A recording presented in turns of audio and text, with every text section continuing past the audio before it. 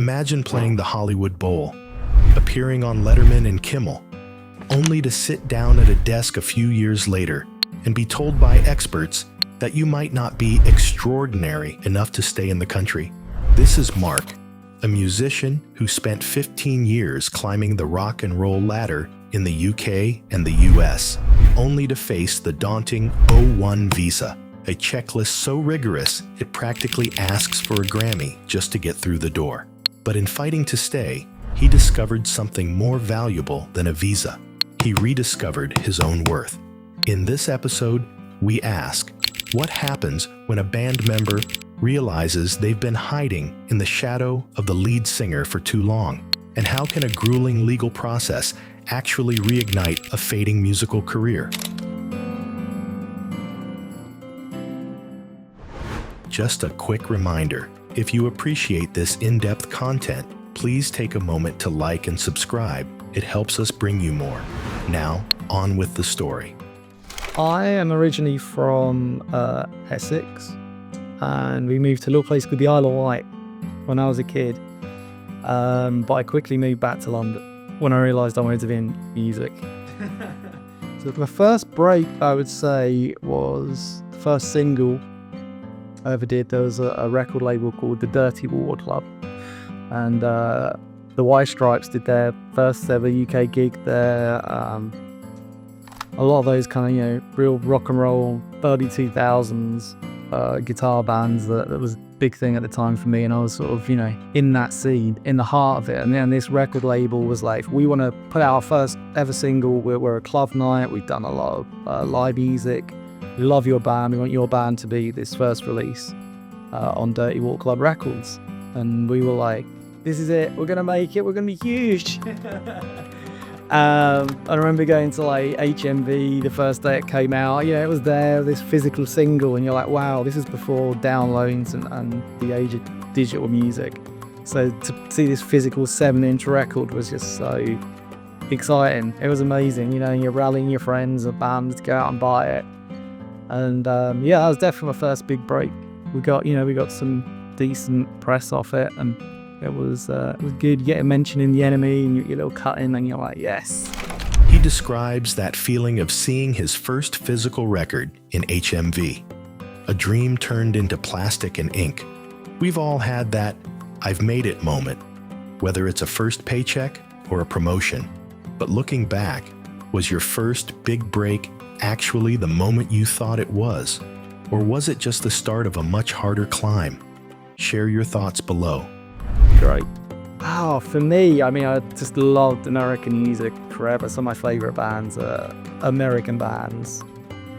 I guess it works both ways, because a lot of my American friends that are in bands really want to come to London. And so when I was in London, I was seeing all these American bands come here, and all I wanted to do was play my first American show. It wouldn't have mattered where it was. It could have been anywhere. It was just, it's just one of those things. I don't know where it is. It's this big, amazing country with you hear about being the land of opportunity. It sounds cheesy, but you really do think that. You really think if you can make it in America, then that's it, that's the thing. But my first big break came with the band The Deep Spirit, who were friends of mine, and I'd already been over here in the mid-2000s with them, not as a full member of the band at that point. So I'd already been here touring with those guys. And in 2008, they had a band member leave, and they invited me to join the band. So that was the big break. And then they were already established band here. We had like a campaign with McQueen, the fashion designer, I think Alexander McQueen, that he was doing a McHugh line for Target. So already one of my first gigs here was coming here and seeing the band on this huge poster on Sunset Boulevard, this Target McHugh thing. You're like, wow, this is insane. This is unbelievable. When we were driving around LA again, the band's music's on the radio, and it was, and then it's you're doing Letterman next week, you're doing Leno, and it was wow, this is amazing.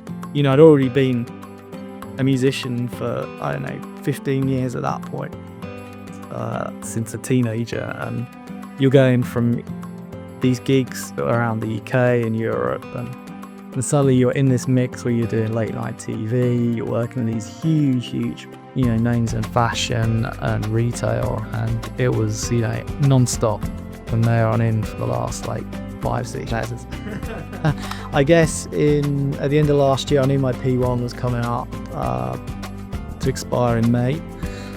So around Christmas time, I was sort of looking at my options, getting a little bit worried about getting the O1, because it's quite daunting when you look at the checklist, the things you need to check boxes of, and unless you've got a Grammy or any other major music award, there's a lot of criteria after that. Do you have the Grammy? No. Then you need to fulfill all of these things. So looking at that was quite daunting. So I was looking around, and I did actually contact a couple of other law companies that had been recommended to me by friends that had the O1. And I spoke to them, and they're all like, oh, I don't know, this was the band that did a lot of this work, and you're on the P1, and they didn't really see the individual side of it. Then I found your company, and I don't know if it's because you're a fellow Brit, so maybe I felt, slightly more encouraged by that. But then I checked out some of the videos on there, which gave me some more encouragement.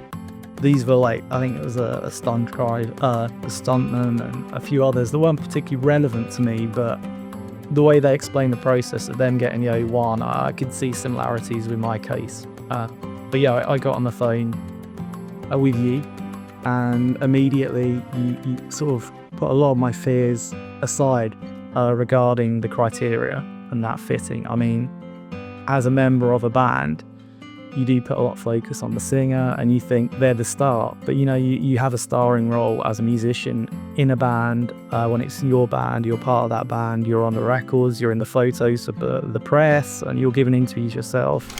It's easy to lose yourself in a group, isn't it? He felt like the singer was the star, and he was just a part of the machine. Have you ever felt like a supporting character in your own life or career? How did you finally realize you were the protagonist? Share your thoughts below. And then I started thinking about other things that I had, I have endorsement deals with Fender and Seymour Duncan and all these, and Peg, which is the biggest, bass band company in the world. And these are all individual endorsements that I had. And you start realizing that, I am an individual, and I am a talent, and I have done these things, and I have contributed equally with these people in this band that I've been a part of for 5 years or more, and I can do this.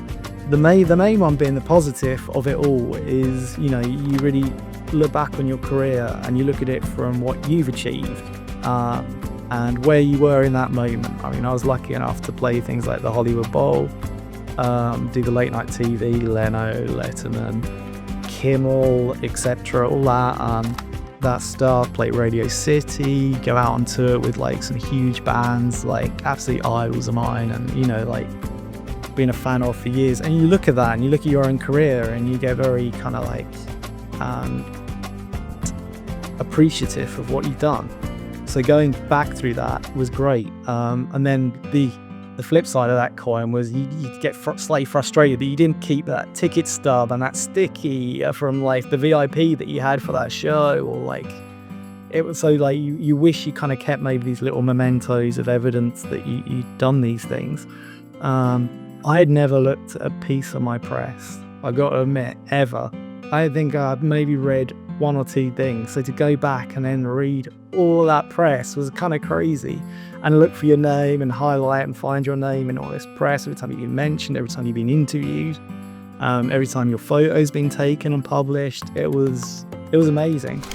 He regrets not keeping those sticky VIP passes and old ticket stubs. If you had to prove your worth to a stranger today, using only physical objects from your past, what would you reach for? Share your thoughts below. Yeah, it was going forward is the more exciting thing for me now, because it gave me this appreciation of what I've done, where I've been, and what I'm going to do, and how I'm going to enjoy that moment. I absolutely love the attitude of people here. People talk about, that's so American. But to me, being so American is actually being positive and being confident. I guess that does relate back to that question of you got to believe in yourself.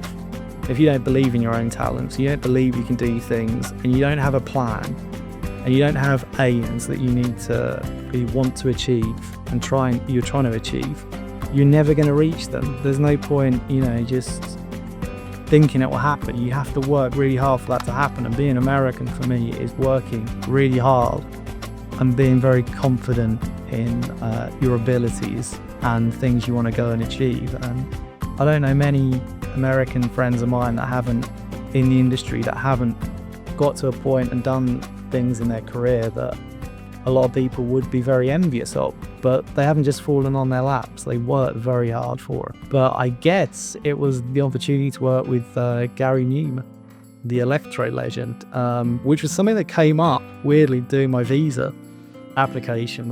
I don't know how I'd forgotten this or why, probably because I was so busy and I was thinking, I don't know, but this and that. I had a credit on an album that he did at the end of last year, where I collaborated with him on a remix album, and he assigned me with the job of basically putting together this album for him of remixes. And I'd forgotten I'd done that, and he moved to LA at the end of last year, and so I reconnected with him this year, and I've been doing some work with him, which is very, very exciting. I mean, yeah. It was so weird, the whole visa thing. It was I got so wrapped up in trying to find these pieces of evidence. I was probably already a month into getting stuff together. I was like, hang on, I've got a credit on a Gary Numan now. This absolutely international electro legend.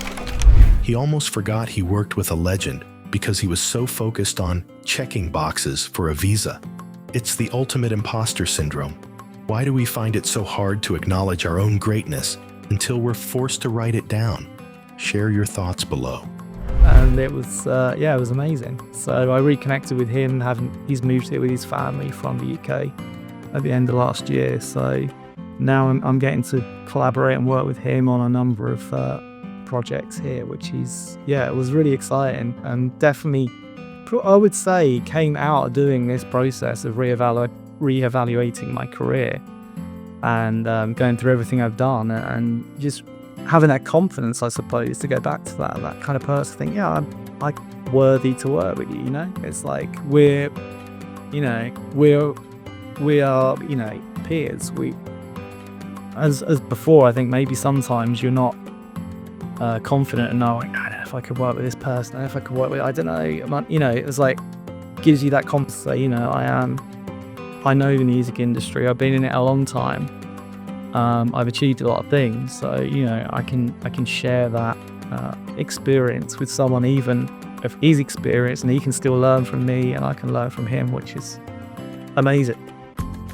Today's conversation took us from the gritty rock clubs of London to the bright lights of LA, but the real journey was internal.